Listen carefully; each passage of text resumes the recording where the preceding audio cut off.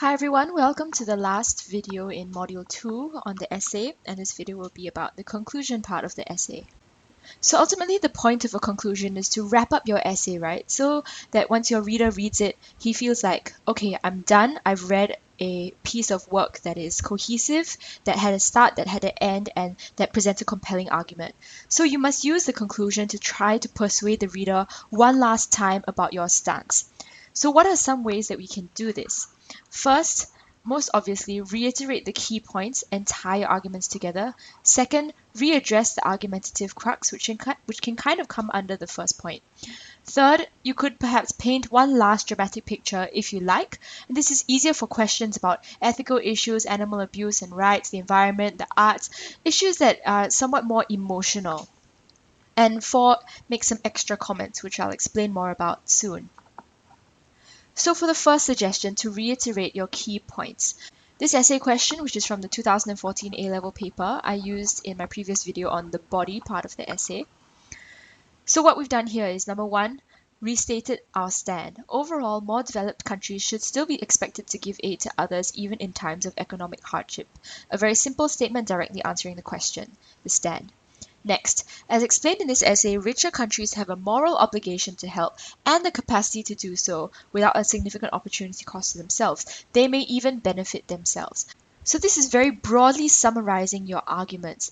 What have you proven that directly answers the question?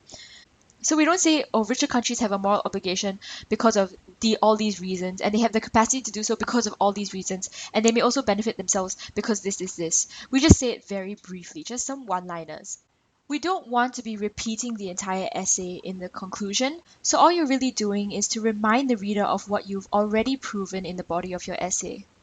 And finally, a caveat that kind of acknowledges the other side of the argument. However, a country's unique circumstances should always be considered in deciding whether it is still expected to give aid. So we show that we've taken a fair stance and we remind the reader that we've considered some of the opposing arguments. In reiterating the key points, we also want to remind the reader of how we've resolved any potential contradictions, because particularly with some essay questions, when you want to write for and against paragraphs, sometimes it can sound very contradictory, and the manner in which you reconcile them, it could potentially get confusing. So reiterating that in your conclusion would really help to, tie all the arguments together for a cohesive, consistent essay. Next suggestion, to readdress the argumentative crux. Now this depends on what the essay question is. Some have a nuance like this one that could be useful to address.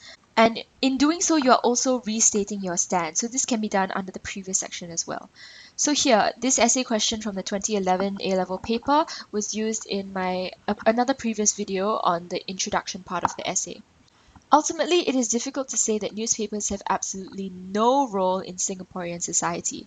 However, as we've argued in this essay, the role of newspapers has evolved as today's digital age has emerged. So we address this argumentative crux that about newspapers still having a role, because the phrasing of the question, as I mentioned in my previous video, the phrasing of the question suggests that newspapers may have no role in society today because of this digital age. Next, painting a dramatic picture. So this essay question, should everyone be expected to donate suitable organs after death, from the 2012 A-level paper? You can read through this yourself. I was trying to paint a picture, in a way tell a story, just a short story, to get people to really visualize what this issue looks like. What does organ donation look like to the people who are actually donating their organs? In the case of live donors, right, as opposed to donating suitable organs after death. So the purpose of painting such a picture is to appeal to your readers' emotions, because you're really setting a scene, you're putting them right there. You're helping them, in a sense, see what you see that has made you take this stance, and therefore get them to agree with you. Finally, giving some extra comments. The developed world should bear the burden of climate change, which, if I'm not wrong, I'll be going through later under Module 3. So if hypothetically we were to consider who should suffer the most at the hands of climate change, the answer would still be developed nations, because they have the most capacity to deal with its effects.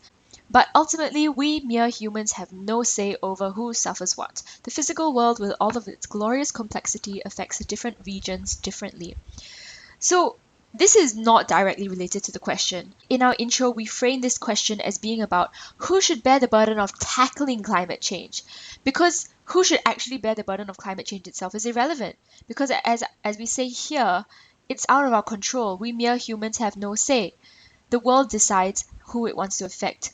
As in, we just have no choice over which country is going to get affected by a hurricane, which country is going to receive a drought, which one's going to get a flood. And when sea levels rise, any low-lying island or city is going to suffer.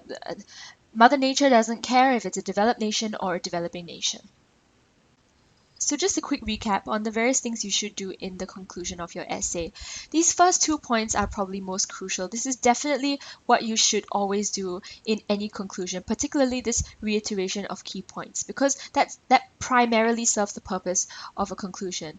Painting a dramatic picture, making extra comments or extra insights or observations, these are extra. If you think it would help you to convince the reader one last time, then go ahead and do it. But you don't have to force it. It's really up to you and dependent on the question. That's all for this video. It's just a short one. We'll see you in the next module.